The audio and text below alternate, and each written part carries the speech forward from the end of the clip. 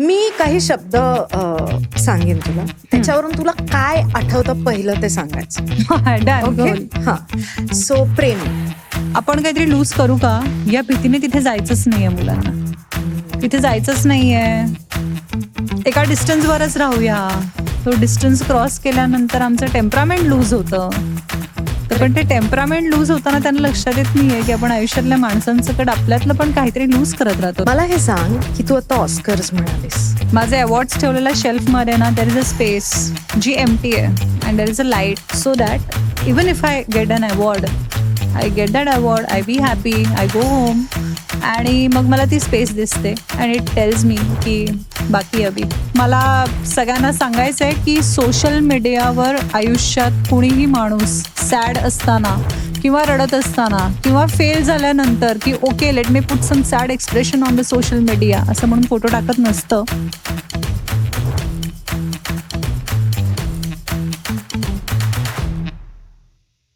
नमस्कार मंडळी, मी रीमा सदाशिव अमरापूरकर मुक्काम पोस्ट मनोरंजनच्या या भागामध्ये तुमचं सगळ्यांचं मनापासून स्वागत करते. आज माझ्या समोर जी मुलगी बसलेली आहे ती एक अत्यंत गुणी अभिनेत्री तर आहेच आहे आणि ती आपल्या सगळ्यांची लाडकी आहे. हाय तेजश्री. हाय रीमा.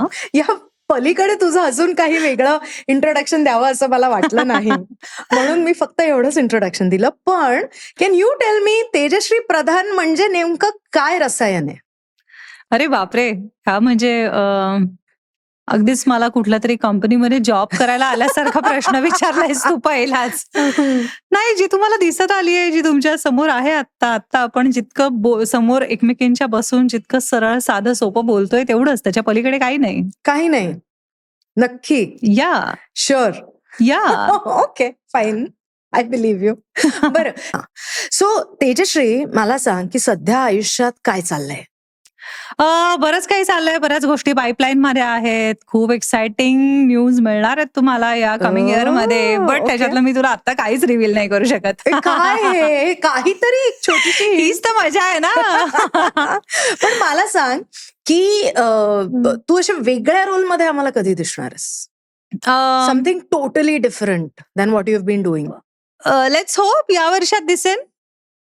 दिस year is full of hopes anyways for everyone. So या ओके, मला ना तुला एक विचारायचं आहे. This has been a question in my mind and I haven't, म्हणजे मला कोणाला विचारता नाही आलेला म्हणून मी तुला विचारते. ओके. तू प्रशांत दामले सरांबरोबर कार्टी काळजात घुसली केलंस, राईट?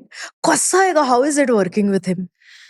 ओ माय गॉड, मी कालच त्यांचं एक नाटक बघितलंय आणि प्रशांत दादा डे बाय डे यंगच होत चाललेत आणि ती एक चालती फिरती कार्यशाळा आहे. आणि अरे बापरे, अगं वेगळाच अनुभव आहे त्यांच्याबरोबर काम करण्याचा. म्हणजे रंगभूमीवरचा त्यांना बादशाह, स्टार वगैरे का म्हटलं जातं हे तुम्ही फक्त त्यांना पडदा उघडल्यावर पाहता आणि तुम्ही पाहत राहता. राईट. हो या, करेक्ट. मला आता तू बोलतेस ना, तर मला हे विचारायचं आहे की तू अशी शांतपणे बोलतेस, तुझ्यामध्ये एक असं स्थैर्य जाणवतं right from the beginning, whenever even on screen off screen whenever you speak. तर हे स्थैर्य मिळवण्यासाठी तू काही वेगळे प्रयत्न करतेस का? नाही, माझं आयुष्य त्याच्यासाठी पुरेसं असतं. ते मला कमाल रोलर कोस्टर राईड्स देत राहतं आणि तुम्ही जेवढे रोलर कोस्टर राईड्स वर बसता तेवढे तुम्ही शांत शांत शांत होत जाता. त्यामुळे आय थिंक दॅट्स द फंडा. सो सध्याचं काय रोलर कोस्टर लाईफ सुरू आहे? नाही, फॉर्च्युनेटली काहीच नाही. आता खूपच माझं, जशी मी तुला शांत दिसते तसं आयुष्य पण खूप शांत आणि कमाल चालू आहे. आताच रिसेंटली माझी फिल्म रिलीज झाली आहे, त्यामुळे त्याच्या प्रमोशन्स मध्ये मी थोडी आता फ्री होत तुझ्या समोर येऊन बसू शकली आहे आणि I am super excited about new projects and new opportunities. पण बाकी व्यतिरिक्त म्हणशील तर मी आता माझ्या स्पेसमध्ये आहे आणि मला माझ्या स्पेसमध्ये असायला पण आवडतं, कारण आय बिलीव्ह तुम्ही काम करत राहता, आपण खूप बिझी आयुष्य जगत असतो आणि when it comes to work, म्हणजे त्याचं अनफॉर्च्युनेट फॅक्ट आताच्या युथसाठी पण, की आपण काम करताना आपण ओके मला एव्हरी डे एव्हरी मिनिट तुमचं एक डील चालू असतं स्वतःच्या आयुष्याशी, की ओ शिट मला आता वेळ नाहीये, मी आता हे करू का? ओके मला खायला वेळ नाहीये का? राहू दे, खाणं स्किप करते, मी हे करते. ओके मग मला आता एक्सरसाइजला वेळ नाहीये का? आजचा एक्सरसाइज स्किप, मी कामाला निघते. सो काम ही प्रायोरिटी मध्ये ठेवताना आपण आपल्या खूप गोष्टी स्किप करत जातो. तर त्या करणं एकतर हेल्थसाठी छान नाहीये आणि मला असं वाटतं की हे जे हक्काचे ब्रेक्स आहेत ना ते तुमच्या आयुष्यात आले पाहिजेत. So Right. आत्ताच्या घडीला मी त्या ब्रेकवर आहे आणि आय थिंक ब्रेकवर म्हणजे बाहेरच्या जगाच्या ब्रेकवर आहे मी आणि I am on duty on my personal taking care of your taking care of myself and सगळ्या गोष्टी मला आता इतक्या छान पद्धतीने स्वतःसाठी करायच्यात. या मोडवर आहे मी आता. मग तुझं सेल्फ केअर रुटीन काय आहे? I start my day with meditation. Then I do a little bit of exercise. मग मी खाते, मी वाचते, मी झोपते, मी उठते, मी बिंज वॉच करते, मग मी परत खाते, मग मी वॉक करते. असं मी काय करत असते. ओके. सो असं एक डेफिनेट मी उठून इतके तास हे करते ते करते असं काही नाही, I don't be hard on my self. Me vacations मध्ये गेल्यानंतर देर is a time table but there is not the exact या वेळेला हेच केलं पाहिजे वगैरे.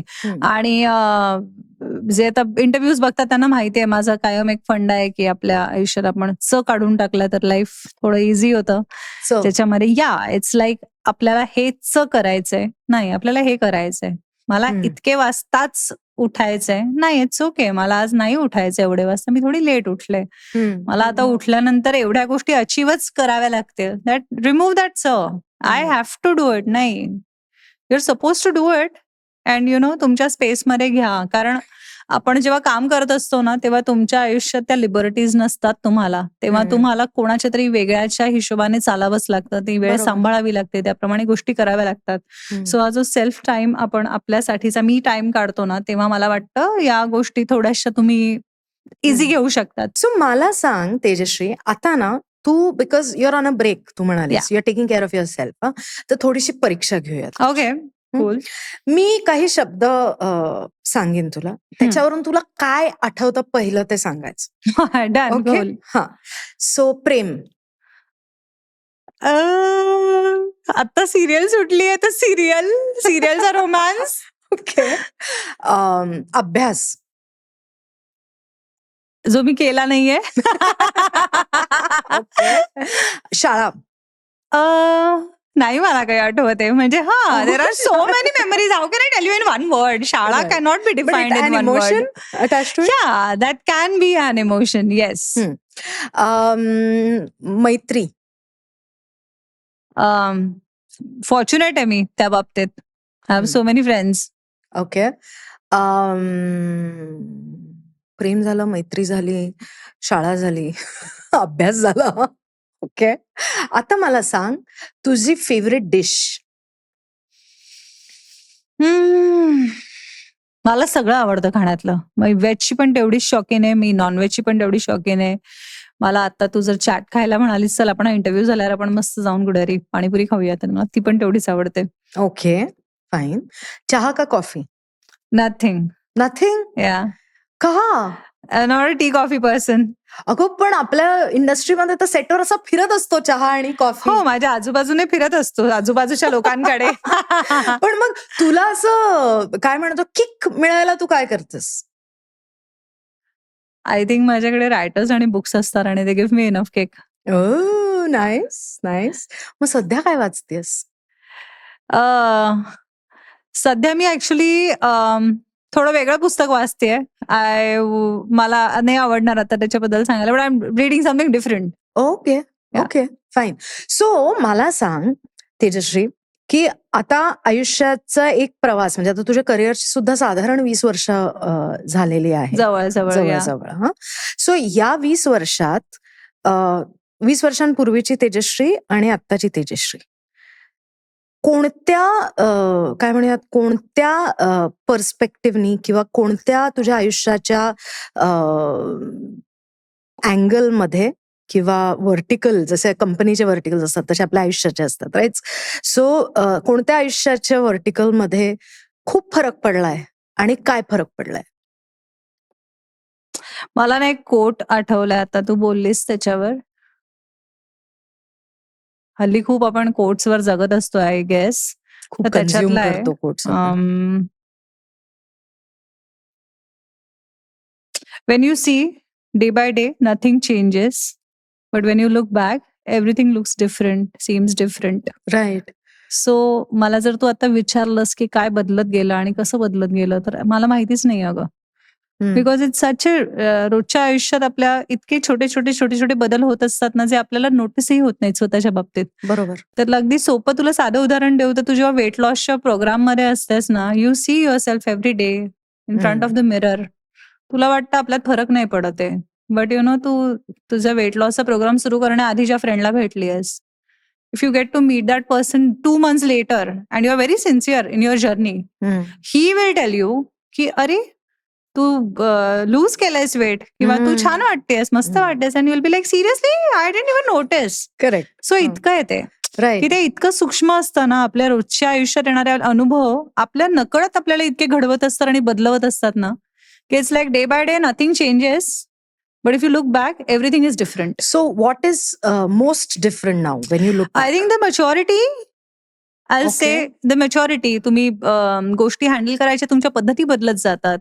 आपण काही वर्षांपूर्वी एखादी गोष्ट वेगळ्या पद्धतीने हँडल केली असती, जी आज आपण वेगळ्या पद्धतीने हँडल करतोय, आणि ते तुमच्या सिच्युएशन्स मधनं तुम्हाला कळत असतं. किंवा फॉर दॅट मॅटर, जर मी तुला ऍक्ट्रेस म्हणून आज तुझ्या समोर बसलीये, तर मी जेव्हा एक माझा 10 वर्ष किंवा 12 वर्षापूर्वीचा फिल्म बघते आता, तर मला असं होतं की अरे ही फिल्म मला आज आली असती तर मी हे केवढ्या वेगळ्या पद्धतीने केलं असतं, राईट. हे किती वेगळं झालं असतं. सो आय गेस सो असा काही रोल आहे जो तुला पुन्हा एकदा जगायला आवडेल? असेही एकदा व्हावे नावाची मी फिल्म केली होती. उमेश कामत आणि मी होतो त्या फिल्ममध्ये. त्या फिल्ममध्ये मी आरजेची भूमिका केली होती. वाव. ओके. आणि तेव्हा मला असं वाटलं होतं की आपण हे छान करतोय, पण आज मला असं वाटतं की त्याच्यानंतरचं नाटक म्हणा, व्हॉइस मॉड्युलेशन्स म्हणा, आवाज वापरायची पद्धत म्हणा, हे सगळं पाहिल्यावर मला असं वाटतं की आत्ताची मी माईकशी जास्त चांगला संवाद साधू शकेन तेव्हाच्या त्या फिल्म मधल्या मीपेक्षा. त्यामुळे या असं वाटत राहणार आहे. अँड देर आर फिल्म्स जे रोल्स तुम्हाला शोधत येतात, तर कधीतरी मला हेही वाटतं की ते आपण नाईव्ह असतो, आपण फ्रजाईल असतो, आपल्याला फार माहित नसतं. तर ते माहित नसणं असतं ना, हे पण काही वेळा रोल्सच्या बाबतीत वर्क होऊन जातं. फार कळायला लागल्यानंतर पण गोंधळ होऊ शकतो, पण काही वेळा ते माहित नसणं हे कॅमेऱ्यात फार सुंदर आणि भाबडं दिसतं. म्हणजे तो इनोसन्स टिकून राहतो. राईट. राईट. मग तुझ्यातला म्हणजे तू अभ्यासू वृत्तीची मुलगी आहेस, हे तर सगळ्यांनाच माहितीये. तुझ्यातला इनोसन्स तुला असा जपावासा, जपून ठेवावासा वाटतो का? तो जातो जपला आय गेस. मग तू तो कसा जपतेस ते सांग ना, कारण आजकाल इतका बॉम्बार्डमेंट आहे सगळ्या इन्फॉर्मेशनची आणि सगळ्याची, की इनोसन्सच हरवत चाललाय. राईट. आपण स्वतःबद्दल फार अवेअरनेस न ठेवलेला बरा असतो. मग ते आज ट्रोलिंग असू दे, तो आजचा तुझा सक्सेस असू दे, तुझं जे काही असू दे, त्याच्याबद्दल फार आपण जाणीव स्वतःला करून नाही दिली ना, तर ते छान असतं. म्हणजे आय ऑलवेज से, हे पण मी काही इंटरव्ह्यूज मध्ये उदाहरण दिलंय, पण मला आवडेल आता सांगायला, की माझे अवॉर्ड्स ठेवलेल्या शेल्फ मध्ये ना, देर इज अ स्पेस जी एम्प्टी आहे, and there is a light. आपल्या अवॉर्ड्सना जे हायलाईट करत असतात ना, तशा एका एम्प्टी स्पेसला माझ्या घरी लाईट हायलाईट करत राहतो. So that even if I get an award, I get that award, I be happy, I go home, आणि मग मला ती स्पेस दिसते अँड इट टेल्स मी की बाकी अभी. मी किती मोठा अवॉर्ड काही घेऊन गेले, किती आनंद झाला असला तो अवॉर्ड घेताना, तरी पण मी ती स्पेस तशीच ठेवते. आणि I think that space is my incense, की which keep on you know saying की अभी बाकी आहे, अभी बाकी आहे. सो देव करो आणि कधीतरी आयुष्यात मला ऑस्कर मिळो, पण probably I won't even put that Oscar there. कारण तुम्ही अर्धवट राहता किंवा आपल्यात काहीतरी बाकी आहे जेव्हा राहतं ना, तेव्हा तुम्ही त्या अर्जनी झोपता आणि त्या Arjuni सुटता. Correct. Perfection cannot be improved. So you better, don't ever say that I am perfect. I've become perfect.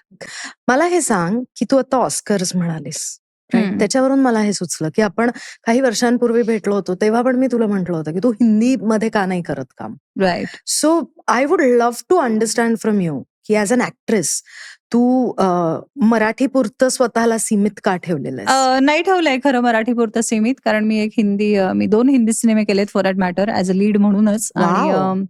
मी एक हिंदी नाटकही केलंय 2च कॅरेक्टर्सचं. खूप छान. सो मी सीमित ठेवलेलं नाहीये. फक्त काही सीमारेषा आखलेल्या आहेत. त्यामुळे काही वेळा असं होतं की त्याच्या पलीकडे जाऊन नाही काम करावंसं वाटत. आणि मला आता तू मगाशी प्रशांत दादांचं नाव घेतलंस तर दादांचंच उदाहरण देऊन तुला सांगते. मला दादा एकदा म्हणाले होते की ते जे माध्यम आपल्याला बोलवतं ना त्याकडे कधी पाठ नाही फिरवायची. अगदी खरं. सो मी कुठेच स्वतःला रिस्ट्रिक्ट केलेलं नाहीये. मला जे माध्यम आणि जसं बोलवत राहतं ना मी त्याच्याकडे जाते. त्यामुळे ज्या दिवशी ज्या मोमेंटला मला हिंदीमधनं चांगली अपॉर्च्युनिटी मला आवडेल अशी येईल त्या दिवशी आय थिंक मी तेही करेन. Okay, so we will all wait for that day की when we see you on the much bigger platform. कारण आपल्या सगळ्यांना माहिती आहे की किती गुणी अभिनेत्री आहे. It's high time the world knows. 20 years is a long time, right? So tell me, आजकाल जे आजूबाजूला चाललेलं आहे त्याच्याबद्दल काय वाटतं? In terms of work, in terms of exposure to media, overall? नाही कळला मला Or let प्रश्न. me reframe it. Okay. Okay, की आपण taking the 20 years question ahead, की गेल्या 20 वर्षात लोकांपर्यंत पोहोचण्याचे मार्ग हे खूप डायनामिकली बदलत गेले बरोबर. कलाकारांसाठीचे. सो आता सध्या जे माध्यम आहे ते सोशल मीडिया आहे. त्या माध्यमाबद्दल तुला काय वाटतं? चांगलं माध्यम आहे हे. आणि नाण्याला 2 बाजू असतात. त्यामुळे प्रत्येक गोष्टीचे प्रोज कॉन्स असतातच. पण मला वाटतं आपण त्याच्यातल्या चांगल्या गोष्टींकडे जास्त फोकस केलं पाहिजे. कारण आपण आपल्या ग्रोथचा विचार करतो आणि आपण कुणीच स्वतःबद्दल आपण काहीतरी वाईट करूया स्वतःच्या आयुष्यात असा विचार करत नसतो. त्यामुळे आपल्याला त्या माध्यमाचा कसा छान पद्धतीने फायदा घेता येईल ह्याचा विचार केला गेला पाहिजे. फक्त ऍट द सेम टाइम हे मृगजळासारखं पण आहे. त्यामुळे त्यात वाहून नाही गेलं पाहिजे. आणि आजच्या युथना एस्पेशली मला ना हे सांगायचं आता ह्यातल्या चांगल्या गोष्टी आहेत ज्याने तुम्हाला एक्सपोजर मिळतं. आज तुमचे फॉलोअर्स जे असतात त्याच्यावरून बरेचदा आमची टॅलेंट वगैरे तर झालं पण फॉलोअर्स वरून आमची व्हॅल्यू ठरते बाबा. त्यामुळे बाबा चला थोडेफार फॉलोअर अचीव्ह केले आयुष्यात काहीतरी मिळालंय वगैरे असं हे सीव्ही झालेत नवीन ऍक्टर्ससाठी की बाबा कितने लोक फॉलो करते आपको. पण ठीक आहे त्याच्यातून पण आपण जेवढे फक्त टेलिव्हिजन मधून पूर्वी पोहोचायचो किंवा फिल्मच्या किंवा नाटकाच्या ऍड बद्दल बोलायचं झालं तर आपण त्या न्यूजपेपर मधल्या एका कुठल्या तरी पानावर आपल्याला एक एवढीशी स्पेस मिळायची आपली फिल्म प्रमोट करण्यासाठी. आज तुम्हाला स्वतःला खूप छान पद्धतीने रिप्रेझेंट करता त्या सोशल मीडिया समोर. But coming back to youth, मला सगळ्यांना सांगायचंय की सोशल मीडियावर आयुष्यात कुणीही माणूस सॅड असताना किंवा रडत असताना किंवा फेल झाल्यानंतर की okay let me put some sad expression on the social media असं म्हणून फोटो टाकत नसतं. त्यामुळे बरेचदा काय होतं ना की आपण सोशल मीडिया ओपन करतो आणि ते स्क्रोल करता करता करता करता त्या हाताचा स्पीड कमी होत जातो आणि आपल्याला रिअलाइज होतं की ते थोडं जड होत चाललंय. का? कारण सोशल मीडियावर सगळं परफेक्ट दिसतं आणि वी टेंड टू थिंक कि यार इसकी लाइफ मेरे से बेटर चल रही है. तो बहुत ऐसे नहीं होता है. Nobody puts their sad or emotion वाले फेलियर्स वाले photo on the social media. So भाई ये डिप्रेशन का जो रीजन बना रहे हैं ना लोग, हे नाही बनवलं पाहिजे. यार ह्याचं आयुष्य किती मस्त आहे, माझं नाहीये. कदाचित त्याने डोळे पुसले असतील, थोडं टचअप केलं असेल, काजळ घातलं असेल आणि देन त्याने फोटो पोस्ट केला असेल. आपल्याला माहित नाहीये कोण काय स्ट्रगल करतंय. करेक्ट. त्यामुळे ना सोशल मीडियावरून आपलं लाईफ वाईट आहे आणि दुसऱ्यांचं खूप छान चाललंय हे एक तर विचार करणं युथनी कमी केलं पाहिजे. सो सोशल मीडियाच्या डिसएडव्हान्टेजेस मधला हा एक मोठा वाटतो मला की याला फॉलोअर जास्त आहेत, मला फॉलोअर कमी आहेत. It's okay. एव्हरी डे मला सोशल मीडियावर टाकायला कंटेंटच हवाय आणि मला माझं लाईफ मग त्याच्यावरून हॅपनिंग किती आहे आणि किती नाहीये हे ठरवणंही चुकीचं आहे. हे पण नका करू. इतरांनी ठरवावं की माझं लाईफ किती happening. That is also not right. म्हणजे आपण आपल्याला आपल्या आयुष्याचा मेजरिंग कप दुसऱ्याच्या हातात देतो असं खूप सहज देऊन टाकतो. So coming to comparison, actually Tejashri मला हा नेहमी प्रश्न पडतो की ऍक्ट्रेसेस मध्ये तर ती कॉम्पिटिशन खूप स्ट्रॉंग असते आणि स्पेशली आपल्यासारखी मराठी जेव्हा छोटी इंडस्ट्री असते आणि तेव्हा इतक्या गुणी अभिनेत्री सगळ्या असतात तेव्हा ती कॉम्पिटिशन खूप टफ असते. सो अशी जेव्हा when you face a tough competition like this तेव्हा तू स्वतःची सॅनिटी कशी मेंटेन करतेस? मी सॅनिटी मेंटेन करायला मुळात मी कॉम्पिटिशन फेस करते हाच विचार नाही करत. ओके. अनलेस अँड अंटिल एखादा रोल माझ्याकडे येऊन मी तो साईन करून कॅमेरासमोर उभी राहत नाहीये तोपर्यंत रोल माझा आहे हे मी सांगतच नाही स्वतःला. आणि even if I get that role माझं कायम म्हणणं असतं की मी एकटी हा रोल करू शकते म्हणून हा रोल माझ्याकडे नाही आलाय. कदाचित 10 मुलींमधून 6 शॉर्टलिस्ट झाल्या असतील, 6 मधून 2 झाल्या असतील, 2 मध्ये अरे यार ही पण मस्त करेल, ही पण मस्त करेल, पण कुणाला घेऊया, आणि एक शेवटचा 95% एफर्ट्स नंतर 5% नशिबाच्या भागाने तो रोल माझ्याकडे आलेला आहे. त्यामुळे तो मीच करू शकते आणि बाकी कोणी करू शकत नाही हा थॉट एकदम मी येऊच देत नाही स्वतःच्या डोक्याशी.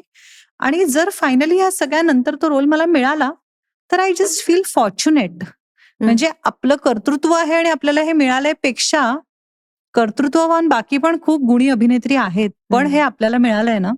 सो इन्स्टेड ऑफ अचीवमेंटच्या ऐवजी रिस्पॉन्सिबिलिटी म्हणून ती गोष्ट घेतली तर मला वाटतं तुम्ही ते छान निभावू शकता आणि ऍट द सेम टाइम तुमच्या डोक्याशी ती कॉम्पिटिशन येत नाही.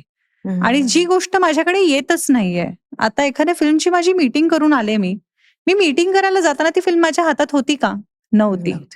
मी फिल्म करायला गेले आहे, मी मीटिंग करायला गेले आहे, पण अजून ती फिल्म माझ्या हातात आहे का? नाहीये.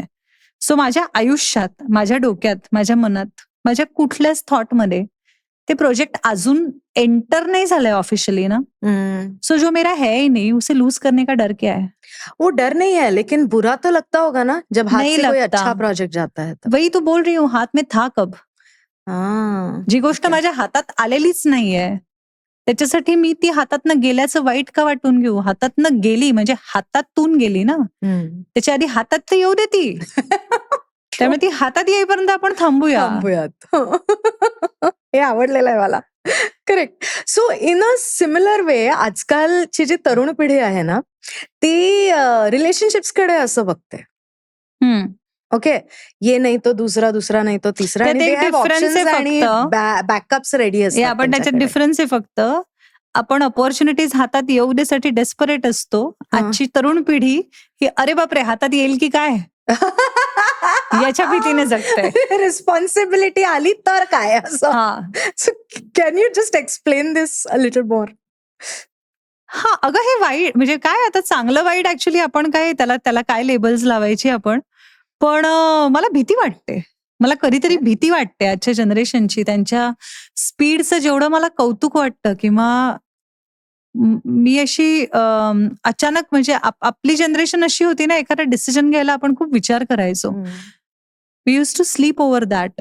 ह्या थॉटवर मी आज झोपतो आणि मी उद्या उठून सांगतो असं आपण म्हणायचो.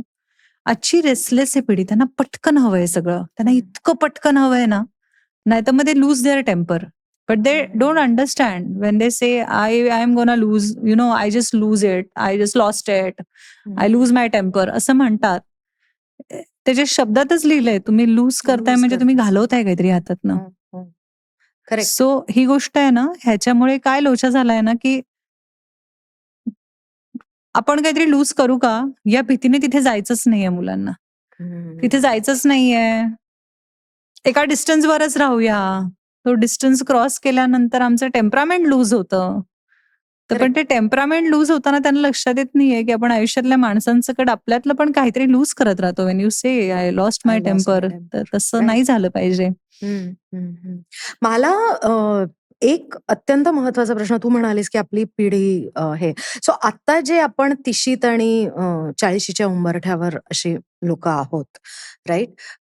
दो she doesn't look that, okay, she looks in her 20s. I am still 20. Yes, she still 20s. I am reaching there. Okay.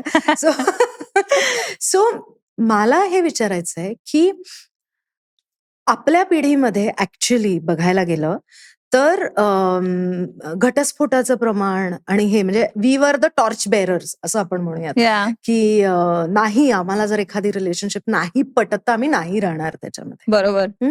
So you have gone through it, I have gone through it. Let's talk about it. Simple. की ज्या वेळेला असं होतं त्यावेळेला बाईवर बऱ्याचदा बाईकडे बोट दाखवलं जातं की हा हिचाच काहीतरी फॉल्ट असणार किंवा प्रॉब्लेम असणार, राईट? समाजामध्ये इन जनरल म्हणते. किंवा शी इज टू स्ट्रॉंग हेडेड, तिला शी इज व्हेरी अम्बिशियस म्हणून हे असं झालं असेल वगैरे वगैरे. पण ज्या वेळेला हे होतं त्यावेळेला इट इज इक्वली, म्हणजे दोन्ही बाजूंनी ते कुठेतरी प्रॉब्लेम झालेला असतो आणि म्हणूनच ते होतं, राईट? सो मला तुला हे विचारायचं आहे की स्पेशली ज्या वेळेला अशा घटना घडतात आणि आपण पब्लिक आयमध्ये असतो त्या घटना घडत असताना, आणि मीडिया आता ज्या पद्धतीने अधीर झालेलं आहे, जे होत होत होत होत आलेलं आहे ते, सो त्या काळात ही स्ट्रेंथ की नाही हा निर्णय माझ्यासाठी योग्य आणि मी तो घेणार आहे, एक ही स्ट्रेंथ कशी आणलीस? आणि दुसरं, how did you face the world? म्हणजे face the world in the sense when they were judging you. Strength मला असं वाटतं की अशा सिच्युएशन जेव्हा तुमच्या आयुष्यात येणाऱ्या असतात ना, तेव्हा तुमचं दैवत देतं तुम्हाला ती स्ट्रेंथ, ती येते तुमच्यात. आणि जेव्हा ऍक्च्युअली तुम्हाला ते नाही वाटत आहे की नाही हे काहीतरी चुकतंय, तेव्हा ती स्ट्रेंथ येते आणि तुम्ही ते करून मोकळे होता. आज विचार केल्यानंतर मला डिफिकल्ट वाटतात त्या गोष्टी, कारण मला असं वाटतं की ती स्ट्रेंथ पण त्या त्या सिच्युएशनची आणि तेव्हा तेव्हा येणारी असते, ती येते, तिची गरज संपली की ती कमी होऊन जाते. अशातला भाग वाटतो मला हा.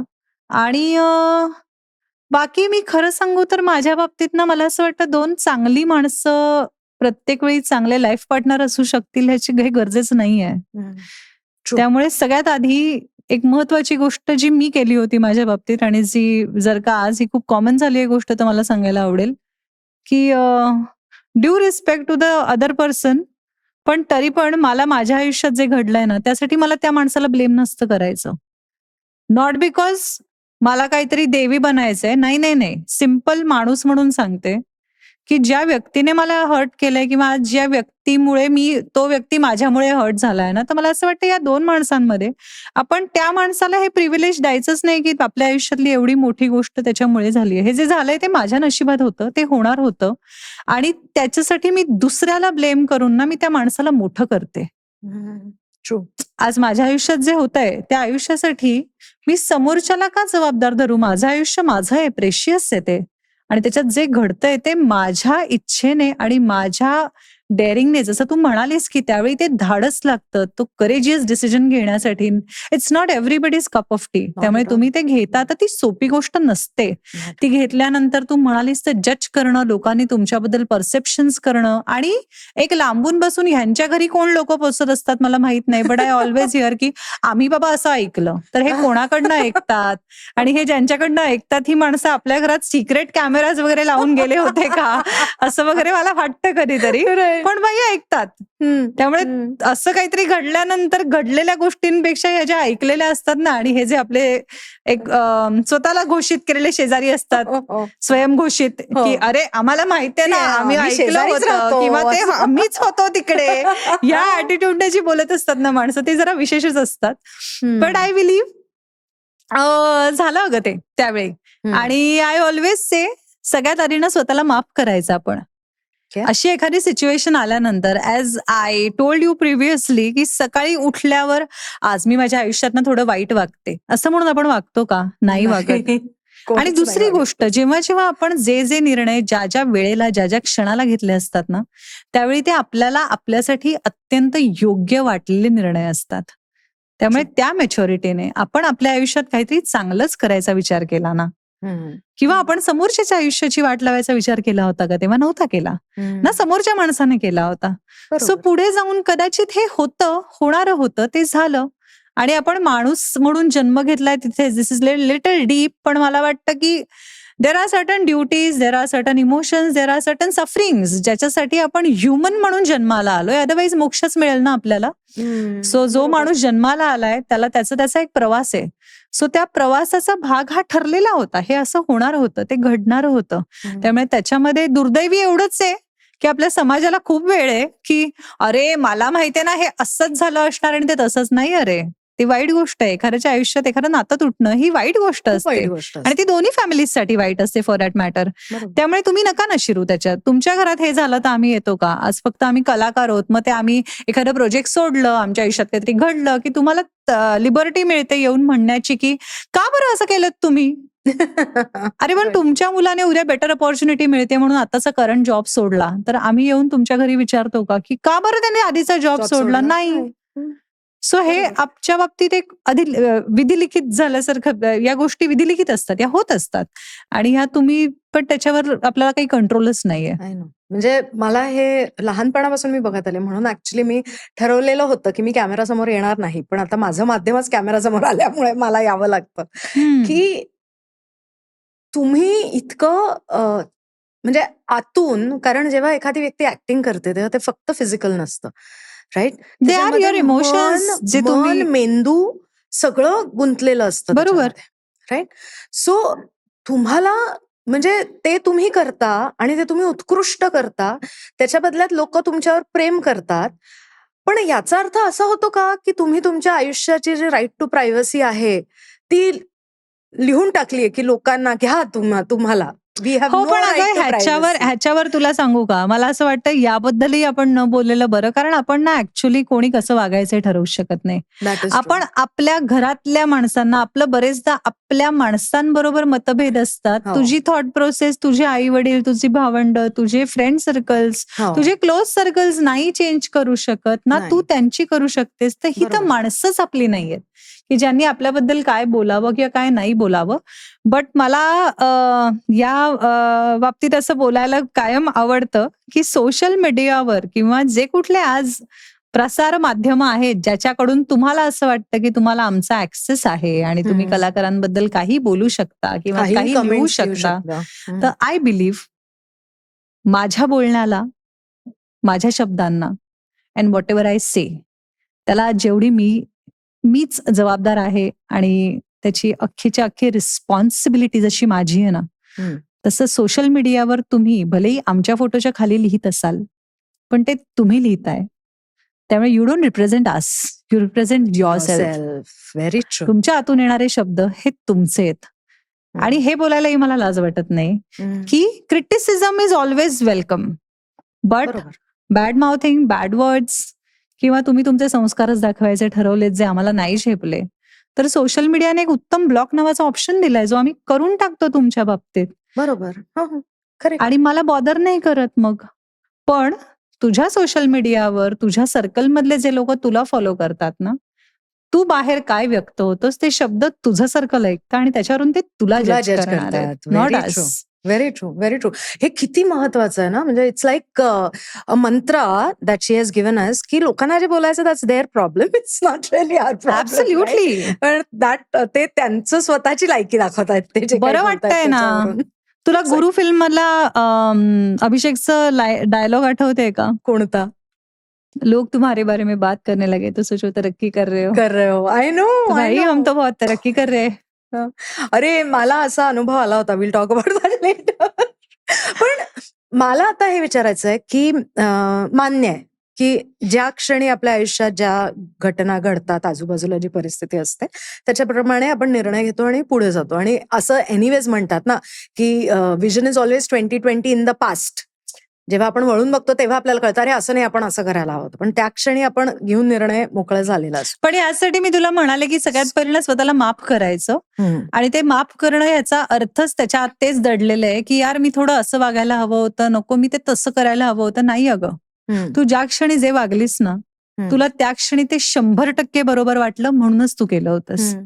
आणि आपण स्वतःच्या बाबतीत खूप प्रोटेक्टिव्ह असतो. मग तू तुझ्या रिलेशनशिपचा ते एकत्र कोणाबरोबर तरी येण्याचा निर्णय घेताना असू दे किंवा त्याच्यापासून वेगळं होताना असू दे, तुला त्या क्षणी जे योग्य वाटतं ना तू ते करत असतेस. त्यामुळे आय बिलीव्ह हे जर तर इफ वगैरे ह्याला काही अर्थ नसतो. त्यामुळे सगळ्यात आधी स्वतःला माफ करा. नाही, आपण बरोबर होतो अगं, आपण नाही ठरवलं, आपण आपल्या बरोबर वाईट करायचं ठरवलेलं का? नाही ठरवलं.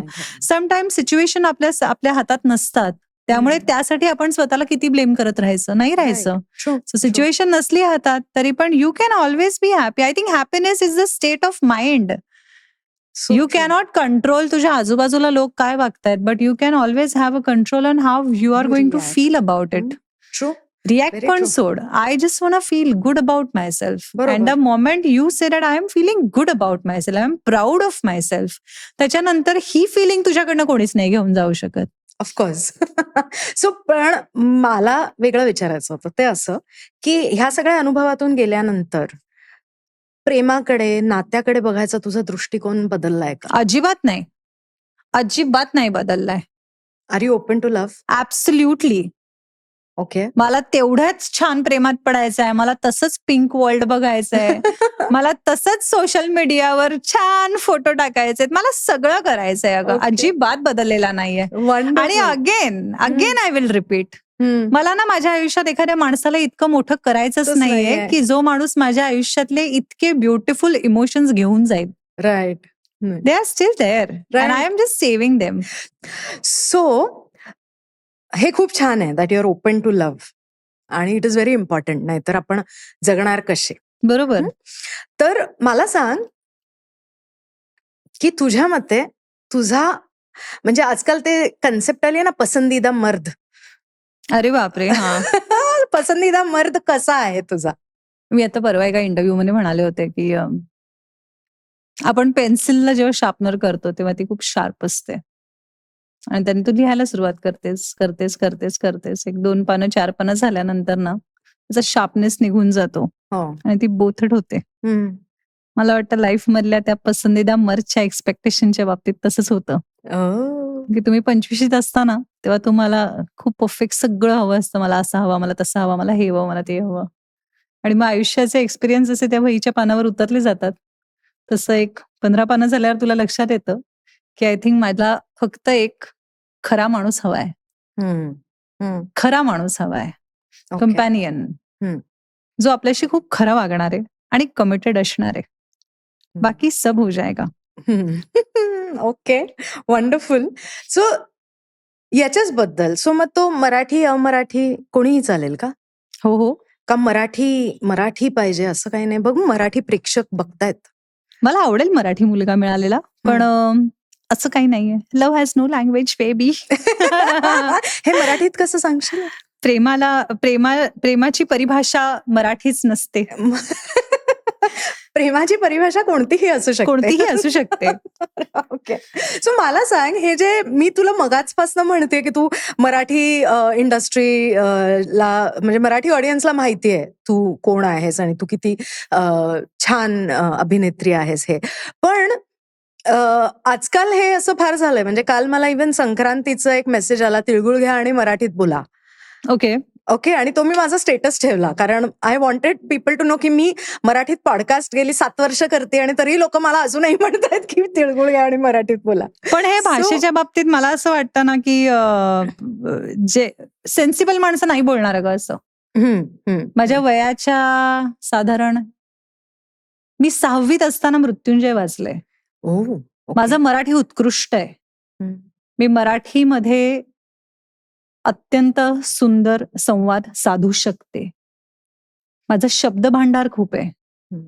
पण जर तुमचा एक मराठी कलाकार आज मराठी व्यतिरिक्त बाकी भाषांवर प्रभुत्व मिळवू शकत असेल तर त्याचा आपल्या मराठी माणसांकडनं आदर केला गेला पाहिजे.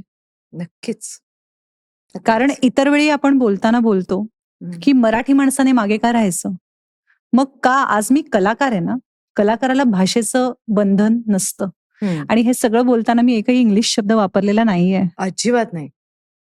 करेक्ट. सो भाषेचं बंधन नसतं. आणि उलट मला असं वाटतं आज मराठी प्रेक्षकांनी हे अप्रिशिएट केलं पाहिजे की तुमचा आवडता कलाकार आज हिंदीमध्येही तितक्याच कम्फर्ट लेवलला राहू शकतो. आज तो मराठीही तितकं छान बोलू शकतो, इंग्लिशही तितकं छान बोलू शकतो.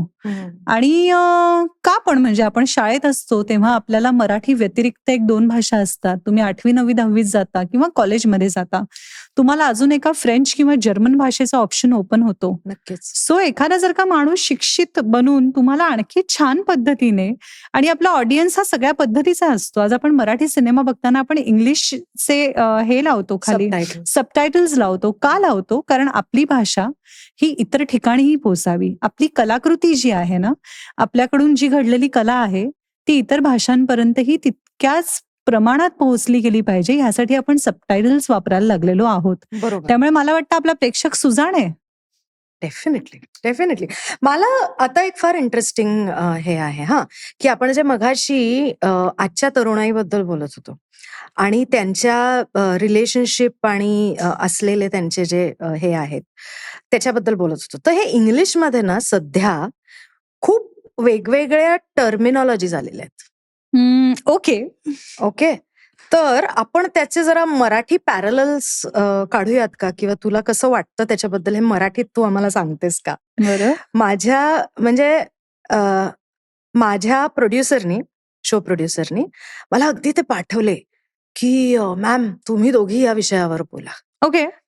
आणि त्यांनी, कारण मला त्याच्यातले शब्द अर्ध्याच्यावर माहितीच नव्हते, तर त्यांनी मला त्याचे डेफिनेशन्स पण पाठवले. सो आपण सुरू करूयात. ओके. पहिला शब्द आहे पेपर क्लिपिंग.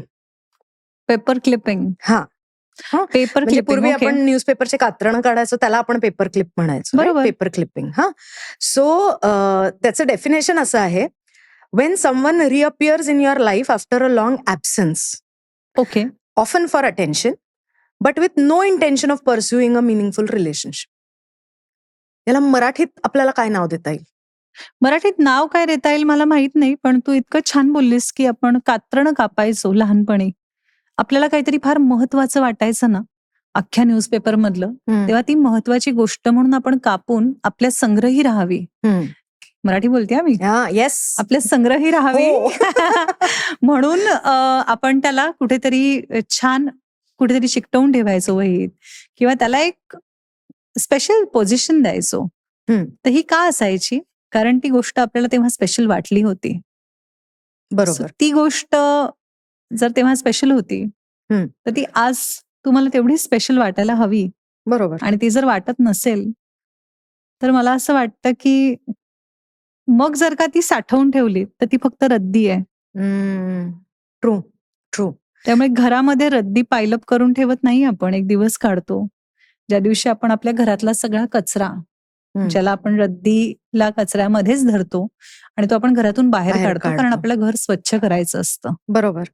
त्यामुळे तुझ्या या पेपर क्लिपिंग या टर्मला मला थोडक्यात युथनं सांगायला आवडेल की जी गोष्ट स्पेशल होती कधीतरी, आणि आज तुम्हाला ती पाहिल्यानंतर किंवा अचानक समोर आल्यानंतर काहीतरी जुनी रद्दी आवरताना तुमच्या डोळ्यासमोर ती गोष्ट आली, तर जर का ती पाहिल्यावर तुम्हाला तितकं स्पेशल वाटत नसेल तर आपल्या आयुष्यात स्ट्रेस खूप आहे, आपल्या आयुष्यात ओझी खूप आहेत.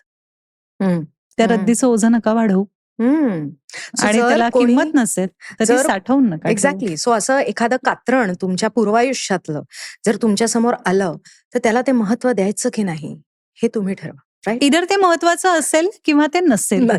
हे जे ग्रे शेड झालेत ना, या मला वाटतं लहान मुलांच्या हातात चित्र रंगवण्यापुरतीच छान वाटतं. Actually I agree. मला सांग, आता नेक्स्ट आहे, त्याला म्हणताय स्टॅशिंग. ओके. स्टॅश म्हणजे आपण रचतो ना एकावर एक. Stashing. When someone hides their relationship from their friends, family और social media, giving the impression that they are not fully committed. याच्या मागे जो ते रिलेशनशिप हाईड करतोय त्याला मला सांगायचंय की तुला ते हाईड करावंसं वाटावं म्हणजे काहीतरी चुकतंय का त्या नात्यात, ते तपासून मग त्याच्यापासून लांब हो. आणि जर हाईड केलेले तुम्ही आहात तर आपल्याला आपल्या आईवडिलांनी इतक्या प्रेमाने आणि इतक्या आपुलकीने, प्राऊडली, अभिमानाने मोठं केलंय. खरं. आणि एखाद्या माणसाला आपलं अस्तित्व आज जर कुणापासून तरी लपवावंसं वाटत असेल तर ती व्यक्ती आपल्या आयुष्यात असणं कितपत योग्य आहे याचा विचार ज्याने त्याने करावा. अगदी खरंय. I agree totally. Zombieing. So a variation of ghosting where someone who previously ghosted you resurfaces unexpectedly often without acknowledging their earlier behaviour.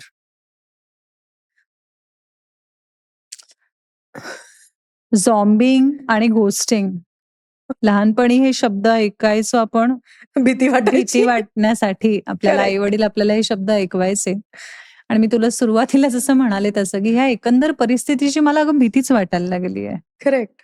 हो. सो ज्या व्यक्तीला त्याच्या वागण्याबद्दल पश्चातापच नाहीये किंवा एखादी व्यक्ती अचानक तुमच्या आयुष्यातून निघून जाते तुम्हाला कसली पूर्वकल्पना न देता आणि त्यानंतर तुम्हाला काय वाटलं या भावना त्याच्या गावीच नाहीयेत हम्म. आणि परत आल्यानंतर त्याला त्याबद्दल वाच्यताच करायची नाहीये. हम्म.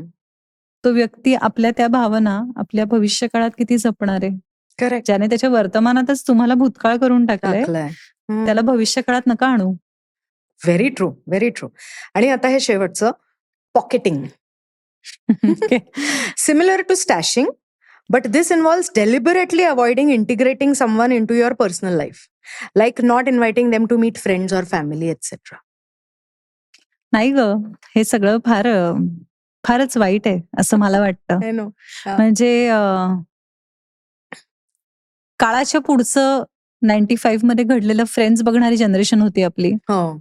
ज्याच्यामध्ये चॅन्डलरने मोनिकाला एंगेजमेंट साठी विचारल्यानंतर किंवा रिंग एक्सचेंज केल्यानंतर ती गच्चीत जाऊन ओरडली होती, I am engage, I am engage, I am engage. I know, yeah. I think that's the brilliance of that series. की Yeah. तुम्हाला काळापुढची वाटायची, काही घरांमध्ये नाही नाही नको नको हे बघू नका, हो. मनावर परिणाम होईल असं तेव्हा सांगितलं जायचं आपल्या काळी. हो. आजही फ्रेंड्स तितकंच चालतं, आजही तितकेच त्याच्यावरचे जोक्स होतात. पण तो शो तुम्हाला व्हॅल्यूज द्यायचा आणि अल्टिमेटली या व्हॅल्यूज फार महत्वाच्या असतात. आज खूप वरवरचं वाटतंय सगळं, पण ते तेवढ्या पुरती छान आहे. तर आणि प्रेम स्वतःपासून सुरुवात करा. समोरच्या माणसाने आपल्याशी कसं वागायचं हे आपण ठरवत असतो, समोरचा नाही ठरवत. Right. आज तू तुझ्या सहवासात येणाऱ्या किंवा तुझ्या वाटेत येणाऱ्या प्रत्येक माणसाशी फार वेगवेगळा संवाद साधत असतेस. कारण त्या माणसाला काय आवडेल काय नाही आवडेल ह्याचा विचार करून तू वागतेस. आपल्या घरातल्या माणसांची for that Of matter, course. आज आई वडील, 2 मुलं, एक शॉर्ट टेम्पर्ड असेल, एक अत्यंत शांत असेल, त्या दोघांशी डील करायची आई वडिलांची पद्धत वेगळी असते. का पद्धत वेगळी असते? कारण तो त्या मुलाचा मेक असतो, त्या मुलाचा पिंड असतो. त्यामुळे तुम्ही ठरवता. सो हे जे काही कॉन्सेप्ट आलेत ना आता, ह्याच्यातनं मला वाटतं की तुम्ही स्वतःची व्हॅल्यू नका कमी करून घेऊ. इव्हेंच्युअली काहीच नाही लागणार ना हाती. I know. त्यामुळे ह्या गोष्टी नाही झाल्या पाहिजे. म्हणजे एक ना धड भारावर शिंद्या तसं हा, एक ना धड भाराभर शिंद्यापेक्षा तुम्ही किती सक्सेसफुल होताय, तुम्ही किती काम करताय, तुम्ही काय करताय, हे सगळं एकीकडे. आणि माणसांची श्रीमंती हे आम्ही लहानपणापासून मराठीच्या पुस्तकात म्हणा, कवितांमध्ये म्हणा किंवा कुठली छान व्याख्यानं ऐकली तर ऐकत राहायचो. तर ती माणसांची श्रीमंती फार गरजेची असते. आपण काय कमावलं, आपण किती माणसं कमावली ना, हे फार महत्वाचं आणि फार मोलाचं आहे. अगदी. त्यामुळे ती माणसं जर का तुम्हाला दाराबाहेर उभं करून ठेवणारी असतील, आपल्याकडे अतिथी देवो भवोचा आपला संस्कार आहे आणि तिथे तुमचंच माणूस जर का तुम्हाला त्या अतिथी प्रमाणेही नाही पण दाराच्या बाहेर उभं राहा, मी माझ्या फॅमिली बरोबर गेट टुगेदर करतोय असं म्हणत असेल, तर त्या माणसाकडे आपण खरंच जायचं का आणि त्याच्या दाराबाहेर उभं राहणं आपण डिझर्व्ह करतो का? आपण deserve. Exactly, exactly. That is so. याचा विचार ज्याचा त्याने करावा. सो ओव्हरऑल मला जे लक्षात आलंय आपल्या गप्पांमधून ते असं की एक खूप महत्वाचं तू सांगितलंस, जे बरेचसे आरईबीटी करणारे लोक बोलत असतात, रॅशनल इमोटिव्ह बिहेवियर थेरपी, की एक बिंदू असतो तो आपण असतो आणि नंतर त्याच्या बाहेर हे सगळे सर्कल्स असतात. राईट. सो आय थिंक तू सारखं सारखं तेच सांगतेस की त्या बिंदूकडे लक्ष द्या, त्या स्वतःकडे लक्ष द्या. वेदर यू डिझर्व जी ट्रीटमेंट तुम्हाला दिली जाते ती तुम्ही डिझर्व करता का, आणि तुम्ही स्वतःला कसं ट्रीट करताय. कारण तुम्ही जर इतरांना वाईट ट्रीट करू देत असाल तर याचा अर्थ तुम्हीच स्वतःची किंमत ठेवत नाही आहात. हा म्हणजे अन्याय करणाऱ्यापेक्षा अन्याय अन्याय सहन सोसणारा. करणारा, सोसणारा एक्झॅक्टली. जास्त आपण त्याला चुकीचं म्हणतो. करेक्ट. तर आपण स्वतःच्याच बाबतीत ते केलं तर कसं चालेल? राईट. मला एक सांग, की 20 वर्ष आता श्वास फिल्म येऊन गेली, त्याला पण 20 वर्ष झाले. तुझ्या करिअरला साधारण 20 वर्ष झालीत. सो आपण असं म्हणूयात, की श्वास नंतरचा जो मराठी इंडस्ट्रीचा प्रवास आहे, त्या प्रवासाचा तू एक खूप महत्वाचा भाग आहेस. सो हा प्रवास कसा चाललाय गं आणि पुढे कुठे जाणार आहे असं वाटतं तुला? कुठे जाणार आहे हे तर माहित नाही. चाललाय फार छान आणि छोटू इंडस्ट्री आहे का आपली. हं.